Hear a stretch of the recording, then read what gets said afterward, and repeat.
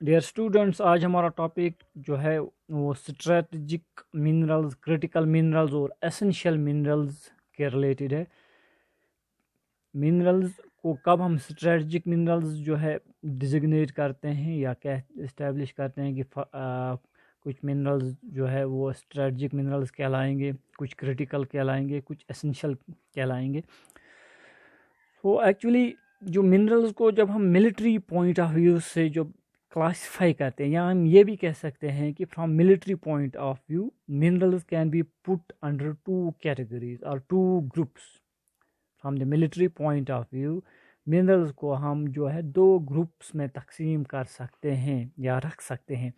एक ग्रुप को हम कहेंगे वॉर मिनरल्स, ओके, और दूसरे को कहते हैं war supporting minerals, okay. War minerals, war supporting minerals.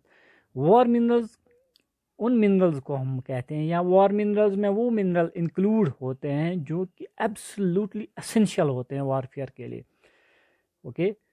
Warfare में जो जिनकी सप्लाई या जिनकी बहुत ही अशद ज़रूरत होती है, वॉर जो है इन्हीं मिनरल्स पे जो है जो डिपेंड करेगी, ओके। क्योंकि इन मिनरल्स से जो रिलेटेड म्यूनिशंस, एम्यूनेशन होगा, कम्युनिकेशन होगा, ट्रांसपोर्ट होगा, वो इन्हीं मिनरल्स से रिलेटेड होगा। तो सो दैट मीन्स कि जब लड़ाई होगी तो वो खाली पत्थरों से नहीं होगी, वहाँ बॉम्ब चाहे, वहाँ जो गन चाहे, ओके, ट्रांसपोर्टेशन चाहे। सो दैट मीन्स कि these minerals are essential for warfare, okay, for manufacturing of ammunition, जिसको ammunition कहते हैं, communication and transportation। सो इसका मतलब ये है कि ऐसे मिनरल्स जो है वो जो जो फाइटिंग पावर होता है, ये जो फाइटिंग पावर ज़रूरत होगी फ्रंट पे, वॉर फ्रंट पे, तो ये मिनरल्स प्रोवाइड करते हैं, ओके। दूसरे जो वार सपोर्ट, जो वार को सपोर्ट करते हैं, okay. So war supporting minerals include or include those minerals which actually support the war efforts, जो हमारे war efforts होंगी, okay, जंग लड़ने के लिए, मीन्स किसी भी कंट्री की, यहाँ पर हम कंट्री की बात करेंगे, for example India, okay. So the war supporting minerals are those which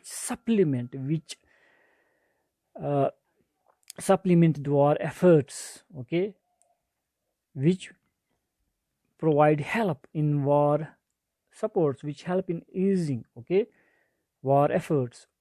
so इनको बेस पे हम वार मिनरल्स और वार सपोर्टिंग मिनरल्स कहते हैं। इन्हीं वार सपोर्टिंग मिनरल्स और वार मिनरल्स जो हैं, इसमें हर कोई मिनरल आता है, ओके। जितने भी मिनरल्स, नोन मिनरल्स हैं, या कहीं किसी कंट्री में जो रिसोर्सेज अवेलेबल हैं, उन मिनरल्स को फिर हम कैटेगराइज करते हैं from the military point of view, strategic minerals, essential minerals, critical minerals, okay. ये डिपेंड करेगा किसी भी मुल्क में इस पर्टिकुलर मिनरल की सप्लाई कितनी है, एडिक्वेसी है कि इनएडिक्वेसी है, ओके, सफिशेंसी है कि डेफिशिएंसी है, ओके। जो भी रिसोर्स पोजीशन होगा, जितने भी रिसोर्सेज होंगे कि नून रिसोर्सेज या अननोन रिसोर्सेज, या वो रिसोर्सेज जो कि पता है लेकिन वो जो एक्सप्लॉइट नहीं होते हैं, वो उसके बेस पे फिर हम अकॉर्डिंगली जो है उनको स्ट्रेटजिक, क्रिटिकल और एसेंशियल मिनरल्स कहते हैं। तो हम अब पहले स्ट्रेटजिक मिनरल जिसकी स्ट्रेटजिक इम्पोर्टेंस होगी, ऐसे मिनरल्स को हम स्ट्रेटजिक मिनरल्स कहते हैं। और स्ट्रेटजिक कैटेगरी में तब हम मिनरल को पुट करेंगे या इस कैटेगरी में रखेंगे जब उस पर्टिकुलर मिनरल की जो सप्लाई या रिसोर्सेज किसी कंट्री में बिल्कुल ना होने के बराबर हो, इनएडिक्वेट रिसोर्सेज हों, नेग्लिजिबल रिसोर्सेज हो। So if the country has more और लेस नेग्लिजिबल और इनएडिक्वेट resources with respect any particular mineral, तो उसको हम उस मिनरल को या उन मिनरल्स को हम फिर अकॉर्डिंगली स्ट्रेटजिक मिनरल कहते हैं। फॉर एग्जांपल यूरेनियम, इंडिया में यूरेनियम नहीं है, ईरान से, ऑस्ट्रेलिया से जो है इंपोर्ट करना पड़ता है, लाना पड़ता है, जिसकी कॉस्ट भी बहुत फिर होती है। So in case of uranium हम कहेंगे uranium is strategic mineral in our country या इन इंडिया। क्रिटिकल कब हम कहेंगे, ओके।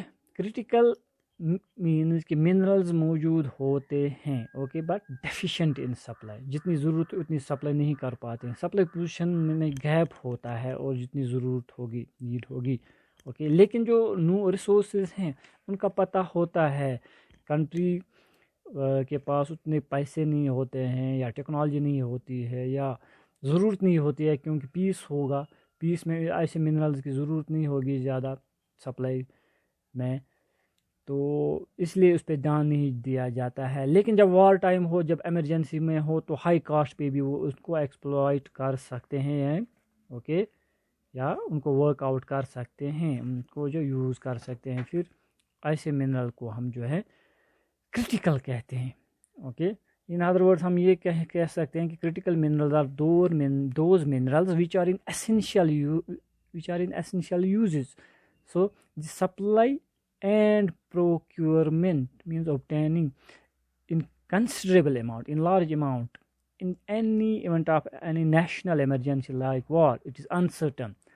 इसमें अनसर्टेनिटी होगी सप्लाई में, okay.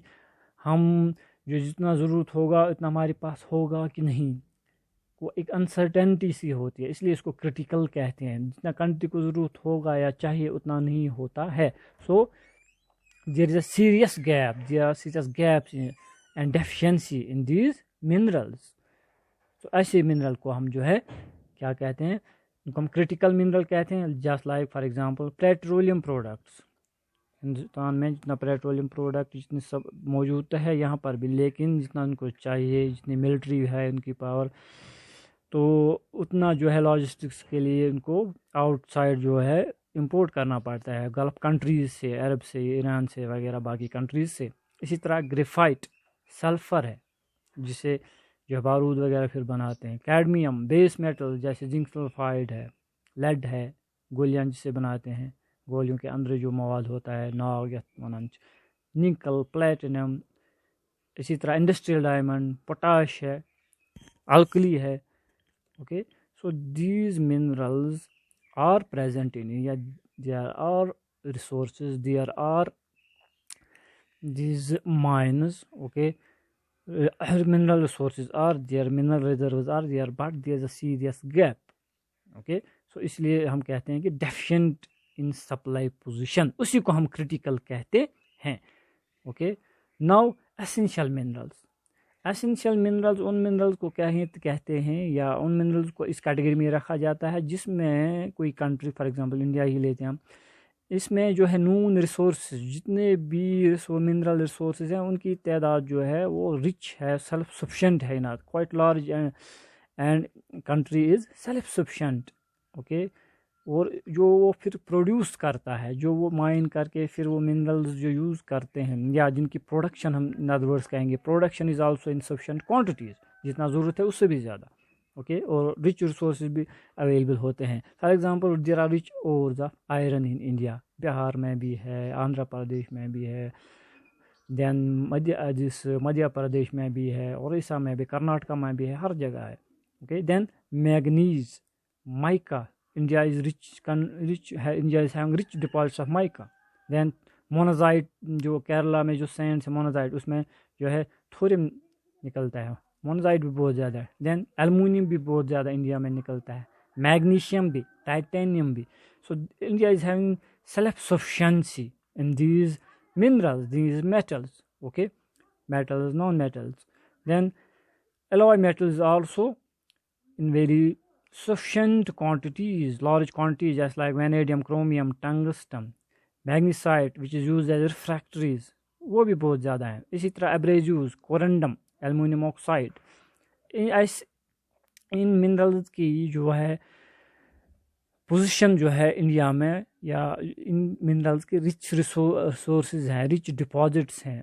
So that means essential minerals जो हम डिफाइन करेंगे are those minerals for which known resources, जिनका पता होगा, ओके, कहाँ कहाँ पर है और वहाँ से निकाला भी जाता होगा, are quite large and produced in sufficient quantities. ऐसे मिनरल को हम एसेंशियल मिनरल कैटेगरी में रखते हैं, okay. So for mica, magnesite जो है रिफ्रैक्टरी है, देन इल्मेनाइट है, मोनाजाइट जिस मैंने कहा था, इसकी तादाद भी बहुत ज़्यादा इंडिया में है। एक कंट्रोलिंग पोजीशन अगर नहीं है बल्कि एक सेल्फ सफिशिएंट और कमांडिंग पोजीशन में है। ओके, बिकॉज ये बेरिल, मोनजाइट, इल्मेनाइट, जिससे थोरियम निकलता है मोनोजाइट सैंड्स में से या मोनोजाइट मिनरल में से, manganese, mica, they are very important from the strategic point of view. Okay, it finds application in variety of strategic uses. So this is all about strategic, critical and essential minerals. तो next में हम देखेंगे topic जो petroleum और कोल deposit हैं वो हम start करेंगे।